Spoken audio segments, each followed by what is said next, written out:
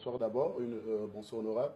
Alors, salut. Dès que vous quittez le RDPC, le Cameroun devient un État qui ne respecte pas les lois, un État voyou. Le Cameroun a toujours été un État voyou. Même quand vous étiez dans le RDPC. Même avant, n'est-ce pas, que je sois à l'Assemblée. C'est quoi un État voyou? Un État voyou qui ne respecte pas les règles, qui ne respecte pas la loi. Avant, M. Biya, c'était M. Ahidjo. Et Ahidjo savait bien qu'on avait adopté ce qu'ils appellent la Constitution fédérale, qui avait disposé qu'on ne devait pas entretenir un projet de loi tendant à faire, c'est pas moi, à abolir la fédération. Mais Ahidjo a quand même déposé un projet référendaire en 1972 qui a aboli la fédération. Donc le Cameroun a toujours été un État voyou.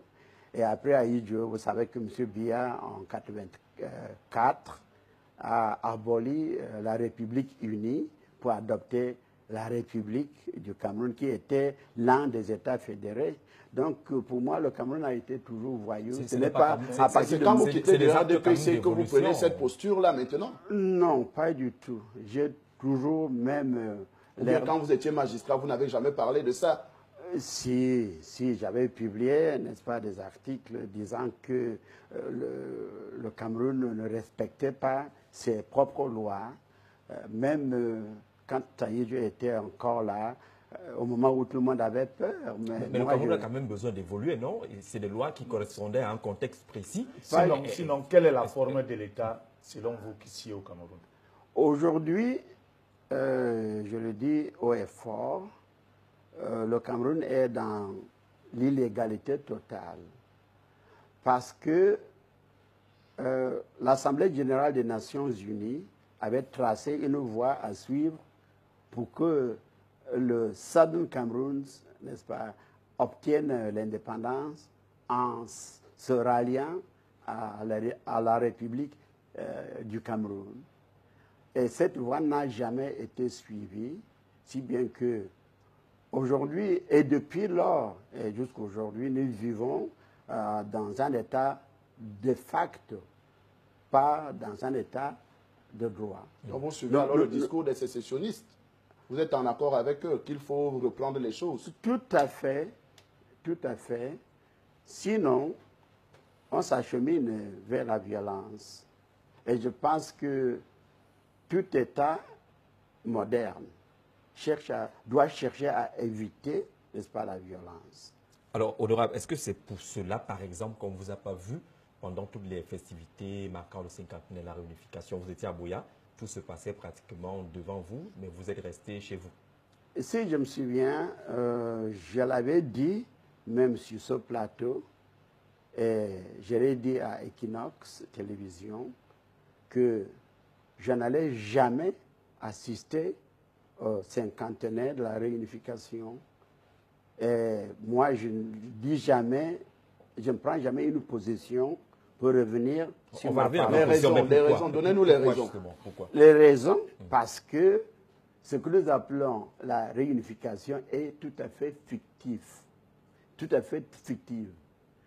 Parce que la réunification dans le droit international n'existe pas. Tout d'abord, parce que l'Organisation des Nations Unies a parlé de joining. On n'a jamais parlé de réunification. Et, comme je viens de dire, le processus tracé par l'Assemblée générale, dans sa résolution 1608, alinéa 15, a tracé un processus à suivre. Et ce processus n'a jamais été suivi. Jusqu'à nos jours, on n'a pas suivi ce processus. Donc, devant la loi internationale, la réunification n'existe pas. Et en tant que l'homme de droit, je ne peux pas assister. Alors, on revient aux deux questions soulevées par Noé Djebet. D'abord, la forme de l'État que vous souhaitez pour le Cameroun, ou alors que ces dispositions-là prévoyaient pour le Cameroun, et à quel niveau ce serait déroulé le dérapage pour qu'on arrive à une réunification fictive, comme vous le définissez? La forme n'est qu'une fédération de deux États. La République du Cameroun qui a obtenu l'indépendance le 1er janvier 1960 et Southern Cameroun qui a voté le 11 février 61, n'est-ce pas, pour obtenir l'indépendance en se ralliant, n'est-ce pas, à la République du Cameroun. Donc, un État un État fédéral de deux États fédérés. C'est ce que vous avez souhaité pour le Cameroun jusqu'aujourd'hui. Le retour au fédéralisme.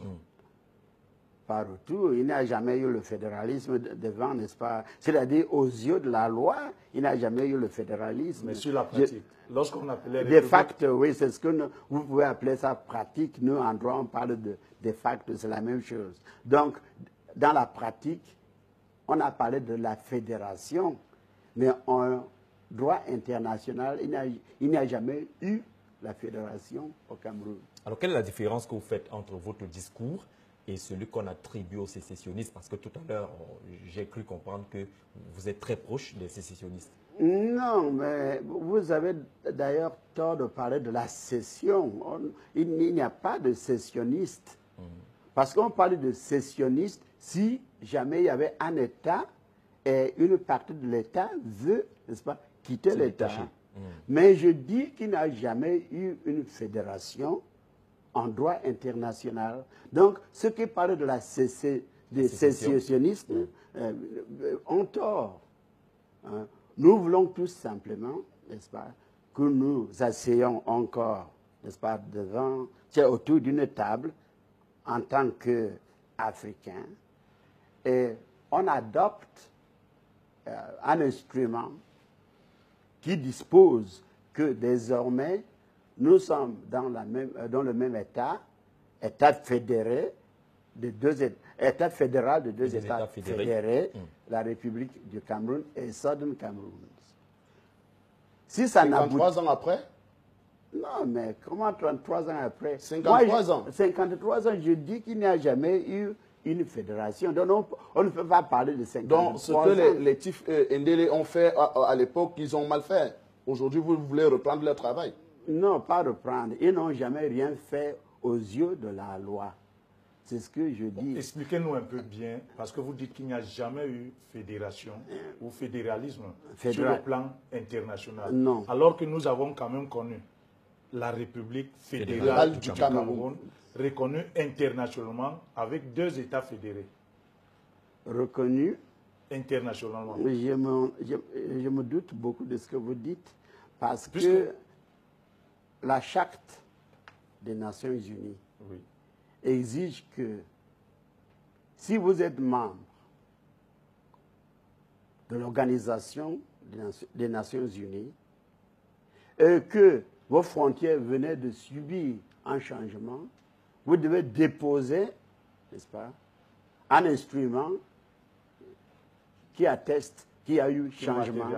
Ouais. Aujourd'hui, au Cameroun, il n'y a jamais eu cet instrument. M. Biya lui-même, notre président, disons notre président, entre guillemets, c'est notre président. Notre président a dit le 31 décembre 2009 que dans le secrétariat général des États-Unis, il n'y a qu'un seul document qui atteste que le Cameroun est membre. Et ce document, c'est celui qui est relatif au 1er janvier 1960. M. Biya lui-même m'a dit, je vous dis bien, le 31 décembre 2009. Mais pourquoi un magistrat de haut rang comme vous, vous n'avez pas proposé ça au chef de l'État, de revoir cette situation? Vous étiez député, vous étiez magistrat, vous n'avez pas... Et vous bénéficiez de la confiance du chef de l'État. Voyons. nous sommes dans le même pays, disons pays entre guillemets toujours. Nous sommes dans le même Pourquoi pays. vous mettez toujours les guillemets? Est-ce que nous Nous sommes dans le même pays. S'il vous plaît, est-ce que nous avons un gouvernement qui écoute à qui que ce soit? Bien sûr. Si vous n'êtes pas ministre, on n'accepte jamais que vous émettiez, n'est-ce pas, un avis. Et même si vous le faites, on n'accepte jamais. On ne prend jamais rien. Vous avez essayé. Est-ce que vous avez d'abord essayé avant qu'on n'a pas accepté? Pendant que, c'est-à-dire pendant tout mon séjour dans le RDPC et à l'Assemblée, parce qu'avant, j'étais magistrat et je ne devais pas participer à la politique partisane. Donc, pendant tout mon séjour à l'Assemblée, sur l'exil de RDPC, j'ai toujours fait des propositions. Voilà pourquoi, même étant dedans, on m'appelait, n'est-ce pas, opposant. Parce que j'avais bien souligné que nous ne sommes pas dans la légalité. Tout ce que nous faisons n'est pas dans la légalité. Maintes fois, j'ai dit, dans la doctrine de la séparation de pouvoir, M. Cavaillé, qui est président de l'Assemblée, ne peut jamais représenter le chef de l'État qui est, n'est-ce pas, à la tête de l'exécutif. J'ai fait ça par écrit. Donc, j'ai toujours fait ces propositions. Si jamais je suis arrivé au moment où j'ai quitté RDPC, c'est tout simplement parce que tout ce que je proposais était tout simplement balayé, n'est-ce pas, au revers de la main. On peut vous retorquer la même chose. Depuis quand êtes-vous militant du RDPC? Entre 2002 et 2010. Entre 2002 et 2010. Qu'est-ce qui peut motiver un haut magistrat de militer dans un parti au pouvoir?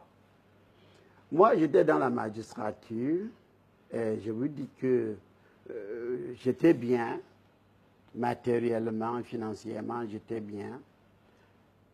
Mais les miens, n'est-ce pas, je viens d'un coin un peu difficile dans le pays. Je pense que c'est le coin, oui, Akwaya, le coin le plus difficile de la Manu. du pays. Et les miens souffraient. À la sortie de l'ENAM, c'était juste après la nomination de M. Yang, qui est aujourd'hui Premier ministre. Il était magistrat comme moi, mais il est sorti de l'ENAM. Avant même qu'on lui donne sa résidence à Buea, il est nommé vice-ministre de l'administration territoriale.